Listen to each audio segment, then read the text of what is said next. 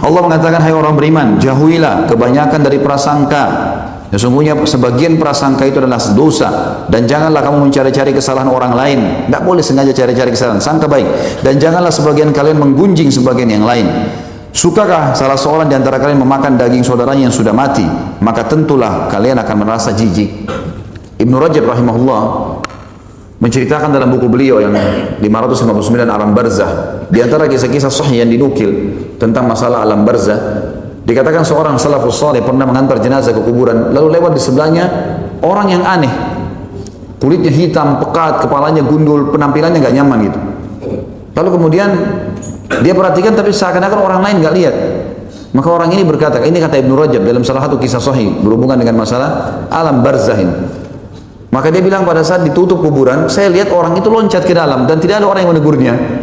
Mulai ditutup dengan tangan, dan orang itu ada. Seakan-akan cuma saya lihat. Saya tanya, hai fulan, siapa kau ini? Dia bilang, saya adalah daging saudaranya orang ini yang pernah dia ceritakan selama di dunia. Seperti Allah katakan dalam ayat ini, maksudnya apakah kalian mau menggunjing, menceritakan aib saudara kalian itu dan kemudian memakan daging bangkainya?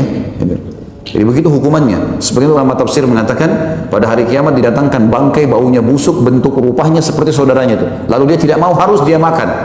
Biarpun dia nolak, mulutnya buka, menggigit-gigit badan orang itu dengan bau busuk yang tidak enak. Makanya Allah mengatakan tanda tanya, apakah kalian mau makan daging saudara kalian? Dan untuk apa teman-teman? Ceritakan aib orang ini untuk apa? Tenangkan pikiran, sibukkan diri dengan diri kita. Sampai kata Nabi SAW dalam hadis yang sahih, janganlah seseorang dari kalian sibuk menceritakan kesalahan sahabat-sahabatku, karena aku ingin bertemu dengan mereka dalam kondisi lapang dada. Gak ada masalah sama orang. Makanya teman-teman, maaf saya bahasakan, kalau berita tidak penting, tidak usah dengar. Ini berita ini ngaco kadang-kadang, macam-macam, rumah tangganya orang lah, inilah segala macam, nggak perlu. Dan tidak ada hubungannya sama antum itu. Seperti sekarang masalah politik, nggak ada hubungan sama kita, apa hubungannya? Itu alamnya orang politik. Ini semua orang di warung kopi bicara politik, di pinggir jalan politik, di sebelah got politik. Ini apa ini? Bukan alamnya ini. Akhirnya masuk ke wilayahnya Muslim. Bagaimanapun presiden itu Muslim, menteri-menterinya banyak yang Muslim, gitu kan? Nggak boleh gunjing mereka. Ini luar biasa, seakan-akan dia luar biasa hebatnya. Ini yang pepatah mengatakan, biasanya penonton lebih pintar daripada pemain. Bodoh, kenapa kau nggak tendang gol? Padahal kalau dia tendang belum tentu dia bisa. Nah, belum tentu dia bisa. Orang kalau di lapangan dinilai sama dia luar biasa penilaiannya, padahal dia belum tentu kalau masuk situ. Ini untuk apa ini? Tenangkan pikiran, tenangkan hati, lapangkan dada. Makanya subhanallah, guddul basar, menurunkan pandangan dari yang haram, menutup telinga dari yang haram. Ini penting itu, membantu hati jadi tenang. Tidak ada masalah sama orang. Kalau pas interaksi, salah kita ingatkan, benar kita dukung. Nggak usah sibuk dengan aibnya orang, kan enak ya. Dan gunjing itu teman-teman sekalian adalah menyebutkan sesuatu yang dasarnya ada pada saudara kita. Kalau nggak ada fitnah, ini nggak boleh sama sekali. Nggak boleh ghibah, nggak boleh gunjing. Jadi itu teman-teman, berita, gosip, jangan dinonton sudah. Kalau kecuali perlu, antum ada hajat di situ, perlu sekali. Atau kalau enggak, alhamdulillah sekarang di smartphone kita bisa baca berita. Tinggal ketik berita hari ini keluar. Tapi yang penting, oh ya, berita tentang apa misalnya, sesuatu yang mendesak perlu. Kalau enggak, baca Quran akhi.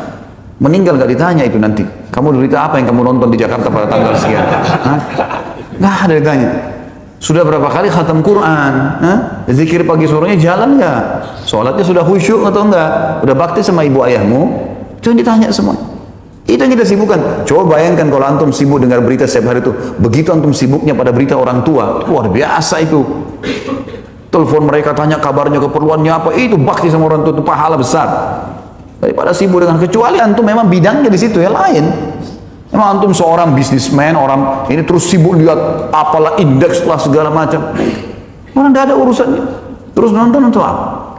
Nggak nyambung itu. Sama sekali. Makanya ini yang banyak pintu-pintu teman-teman membuat kita masuk ke masalah gunjingan. Akhirnya mencela, akhirnya menghina. Ini semua tidak boleh. Dan ini hukumnya haram.